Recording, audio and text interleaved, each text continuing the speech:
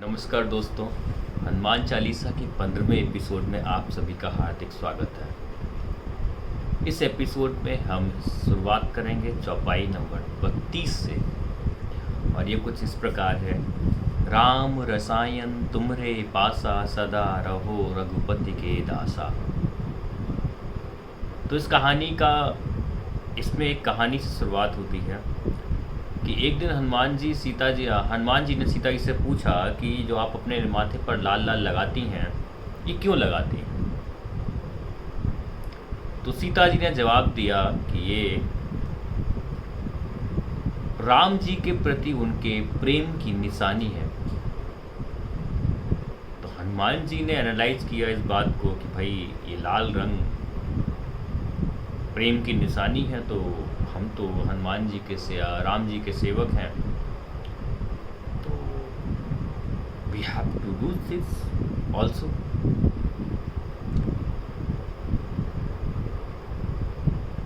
यानी कि हनुमान जी ने इसको जब एनालिसिस किया तो कुछ इस प्रकार किया, तो ये लाल रंग भगवान और भक्त के बीच रिश्ते की केमिस्ट्री को भी दर्शाता है भाई। तो इसलिए हनुमान जी ने भी अब उस लाल रंग को उठाया और अपनी पूरी शरीर पे लगा लिया। इसीलिए ऐसा बोलते हैं कि उनका रंग भगवा टाइप का हो गया या केसरी टाइप का हो गया। उनको केसरी भी बोलते हैं, केसरी उनके पिताजी का नाम है, तो केसरिया टाइप का उनका रंग हो गया। ये बात भी है। ये पंक्ति हनुमान जी और राम जी के प्रति रिश्ते में जो प्रेम है, सेवक और भगवान, भक्त और भगवान का जो प्रेम है उसको दर्शाता है। आज के राजनीतिक संदर्भ में अगर हम देखें कि एक नेता अपने आप को राम मान लेता है और उसके कार्यकर्ता अपने आप को हनुमान मान लेते हैं, और वो नेता और कार्यकर्ता दोनों ही अपने आप को साधु के रूप में दिखाने का प्रयास करते हैं। वे ये दिखाने की कोशिश करते हैं कि वे सत्ता की शक्तियों से कोई भी लाभ नहीं ले रहे हैं। वे ये दिखाने की कोशिश करते हैं कि उन्होंने अपने परिवार को त्याग दिया है। वे ये दिखाने की कोशिश करते हैं, वे 18 घंटे काम करते हैं, आराम नहीं करते हैं, उन्होंने अपने आराम को त्याग दिया है, सुविधाओं को त्याग दिया है। क्यों ऐसा करते हैं वो नेता इसलिए करते हैं कि वो समझते हैं कि मनोवैज्ञानिक स्तर पर आज भी जनता महामानवों पर बिलीव करती है, महामानवों पर विश्वास करती है। लेकिन वास्तविकता में क्या ये राजनेता राम है? क्या वास्तव में वो कार्यकर्ता हनुमान है? पीछे के एपिसोड्स में मैंने हनुमान जी, राम जी की क्वालिटीज, नेचर, कैरेक्टर, बिहेवियर्स बताया हुआ है, एनालाइज करिएगा। वे भगवा पहनते हैं, वे श्वेत पहनते हैं आज के नेता।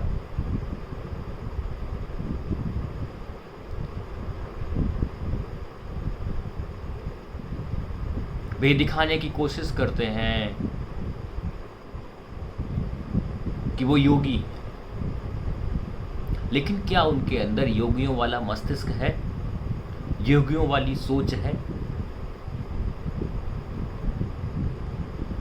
और ये सब आडंबर को देखकर जनता सोचती है कि हमारा नेता बहुत साधारण है, जनता की मदद करने वाला है, जनता को राहत पहुंचाने वाला है, जनता के लिए ही सब कुछ करने वाला है।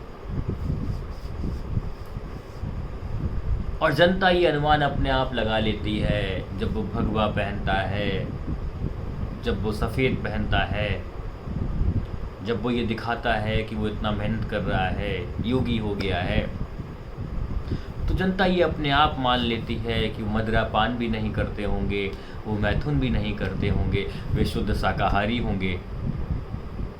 लेकिन ये आज की जनता का विश्वास मात्र है, सच्चाई नहीं। ऐसा क्यों होता है, ऐसा क्यों करते हैं राजनेता, दिखावा क्यों करते हैं? क्योंकि जो वो दिखा रहे हैं वो आप देख सकते हैं, वस्त्रों को आप देख सकते हैं, उनके भोजन को आप देख सकते हैं, लेकिन उनका मस्तिष्क दिखता ही नहीं है। उनके मस्तिष्क को आप नहीं देख सकते हैं, और आम जनता तो बिल्कुल नहीं देख सकती है। तो वो देख ही नहीं पाती है कि हमारे नेता के पास वो योगियों वाला मस्तिष्क है कि नहीं है। वो अपने आप को गरीब दिखाने की कोशिश करता है। क्यों करता है? क्योंकि जनता को देख सकती है कि उसका संपत्ति है कि नहीं है, लेकिन उसके पीछे छिपी हुई शक्ति को वो नहीं देख पाती है। शक्ति एक अदृश्य शक्ति है, और इसी शक्ति का इस्तेमाल वो नेता दूसरों पर नियंत्रण स्थापित करने, प्रभुत्व स्थापित करने के लिए करता है। प्रभुत्व स्थापित करना, जनता पर नियंत्रण स्थापित करना, ये रावण का रास्ता है।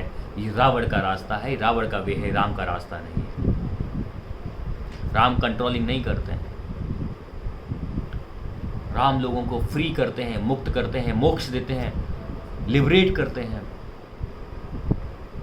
बंधन में बांधते नहीं है। तो ये राम का रास्ता नहीं है, ये रावण का रास्ता है। ये हनुमान का रास्ता नहीं है, क्योंकि हनुमान निस्वार्थ भाव से सेवा करते हैं। हनुमान जी को कुछ नहीं चाहिए बदले में। हम लोगों ने पिछले एपिसोड में बात की है। लेकिन आजकल के कार्यकर्ता उसी नेता की चरण वंदना में लग जाते हैं जहां से उनको मुनाफा दिखता है। तो सोच लीजिए कि आज के नेता राम हैं या राम बनने के काबिल हैं, या आज का कार्यकर्ता हनुमान या हनुमान जी बनने के लायक है। जब आत्मा का उद्भव होता है तब हम संपत्ति, शक्ति और ज्ञान के मोह के पीछे नहीं भागते हैं, बल्कि हम हर जगह, हर स्थिति में, हर व्यक्ति के साथ प्रसन्न रहते हैं, खुश रहते हैं, आनंदित रहते हैं। सच्चिदानंद रूपाय परमात्मने। चाहे वो राम जी के तरीके जंगल में ही क्यों न रखा गया हो, रहे गए हों, लेकिन वो खुश हैं।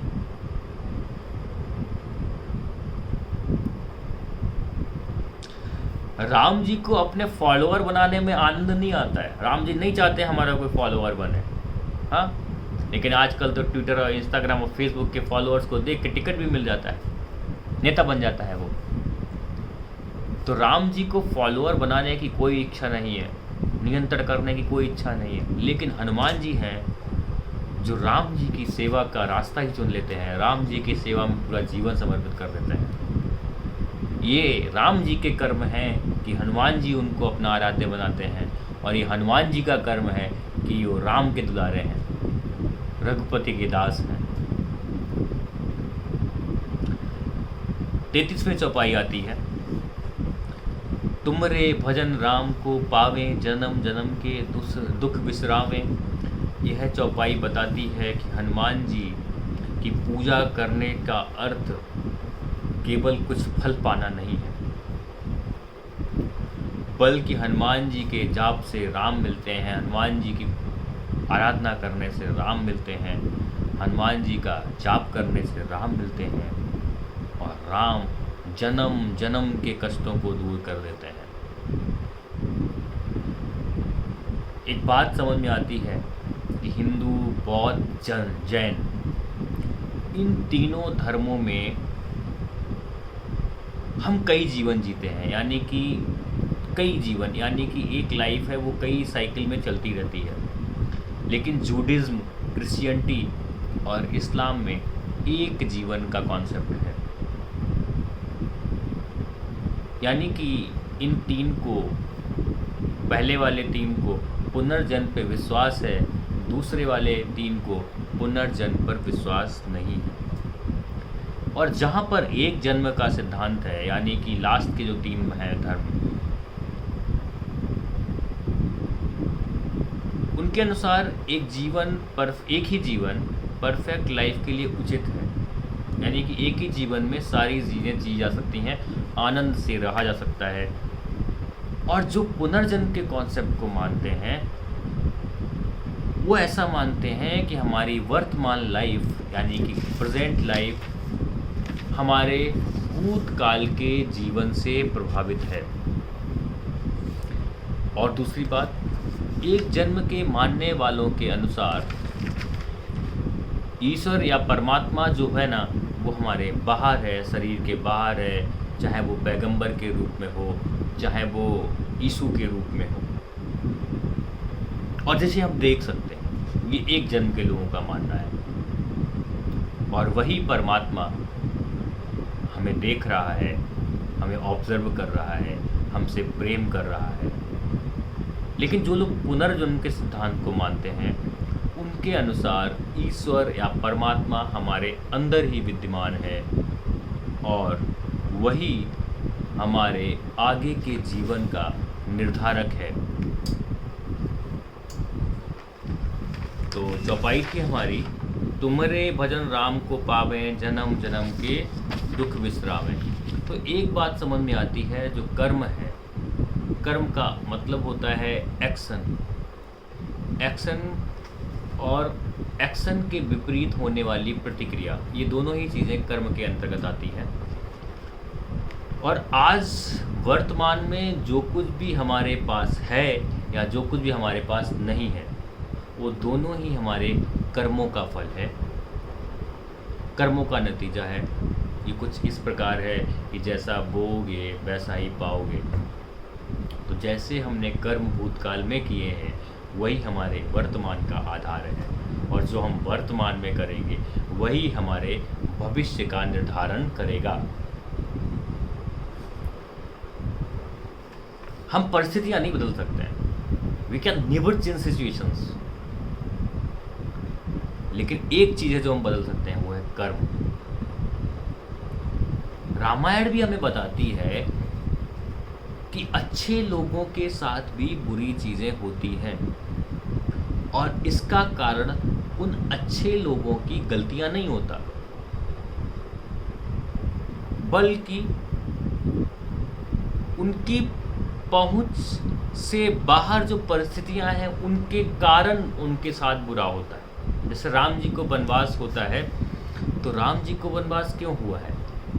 उनकी दूसरी माता है कैकेयी, कैकेयी ने अपने व्यक्तिगत इच्छाओं के चलते, यानी कि पुत्र को राज दिलवाने के चलते राम जी को वनवास दिलवाया है। और कैकेयी को ये वरदान मांगने का मौका क्यों मिला है? क्योंकि उन्होंने कभी दशरथ जी के युद्ध में मदद की है और उन्होंने उनको वरदान देने का वादा किया है।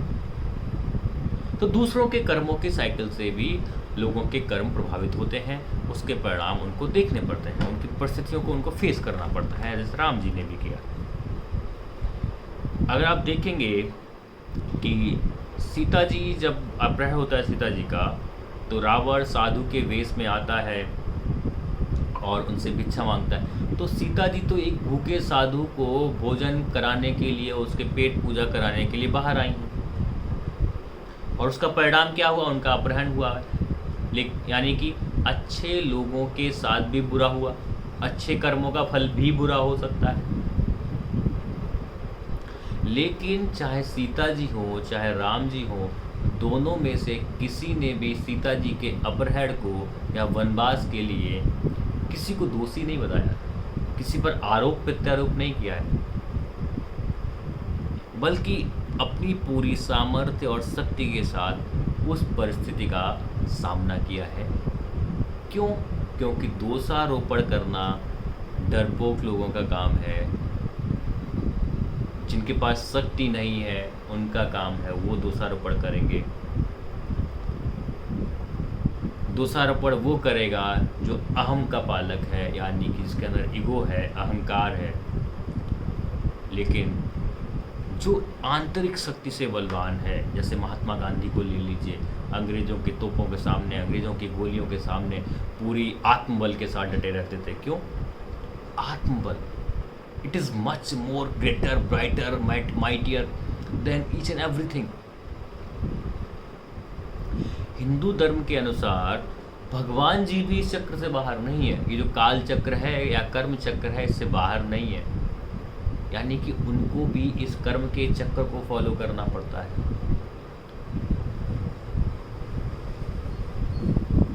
तो जो श्राप देते हैं ना, वरदान और श्राप एक मैथोलॉजिकल टूल है जो हमारे कर्मों को एक्सप्लेन करता है। यानी कि ये हमारी कर्म साइकिल को चलाने के लिए श्राप भी कहीं बहुत ज़्यादा ऑर्डिनरी है, बहुत ज़्यादा महत्वपूर्ण है, इम्पॉर्टेंट है।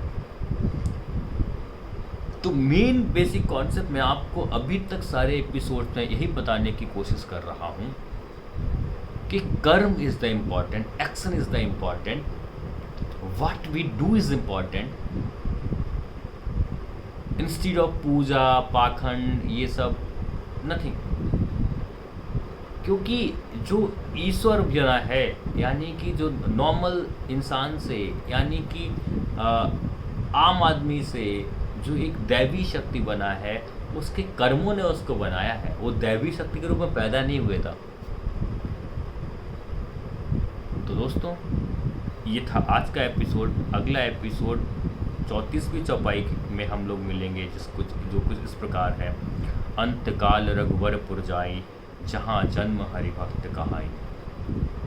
तो दोस्तों, मिलेंगे अगले एपिसोड में। लेकिन जाने से पहले मैं आपको एक सूचना देता हूँ कि जल्द ही मैं लेकर आ रहा हूँ कासे कृष्णा सीरीज, जिसमें मैं कृष्ण जी के जीवन से जुड़ी हुई महत्वपूर्ण घटनाओं को टाइमलाइन के अनुसार, मनोवैज्ञानिक दृष्टि से अनुसार, लॉजिक्स के अनुसार प्रूव करूँगा कि एक नॉर्मल इंसान भी, एक सिंपल इंसान भी, एक ऑर्डिनरी इंसान भी किस तरीके से अपने कर्मों से एक्स्ट्रा ऑर्डिनरी, दैवीय, डिवाइन बन जाता है। तो तब तक के लिए नमस्कार, जय हनुमान, जय श्री राम। और अपने दोस्तों से शेयर करिए और चैनल को सब्सक्राइब करिए, ताकि ये कर्मिक विजडम, लीडरशिप विजडम और आपके दोस्तों तक पहुंच सके। Bye bye.